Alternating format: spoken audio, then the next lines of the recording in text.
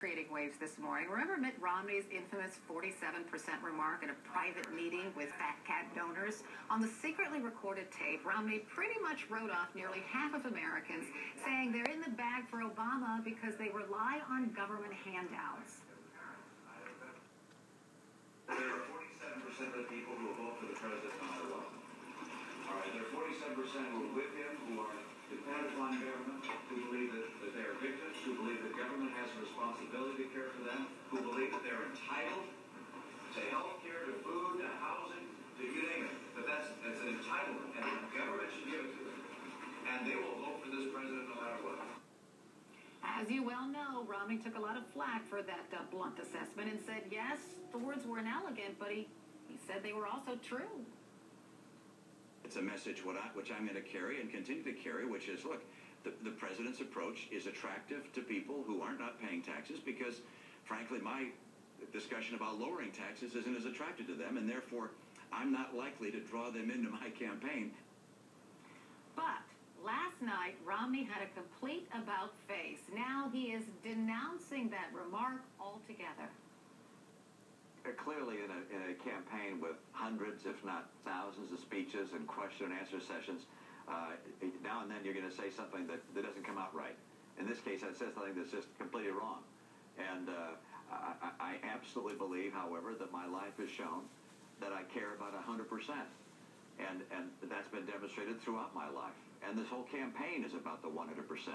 When I become president, it will be about helping the 100%. CNN political editor Paul Steinhauser joins me now in Washington. So, Paul, Romney chose to clarify his remark on Fox. No accident there, perhaps? Yeah, he was doing an interview last night with his running mate, Paul Ryan. Carol, I think what you heard last night was the answer Mitt Romney would have given in the presidential debate Wednesday night if he had been asked by President Obama or by the moderator about it. They were prepared to talk about the 47% number controversy in the debate. The president never brought it up. It didn't come up in the debate. So last night on Fox, he was asked by Sean Hannity, what would you have said if you were asked? That's what the answer was. I talked to a few sources close to the Romney campaign, and Carol, they say, listen, wait a minute. It's not an about-face. They say, actually, his comments are pretty close to what he's been saying since the controversy first came about. You heard him last night in those comments you just played talk once again about being the president of all 100%. That's something he's been saying for a few weeks now, Carol.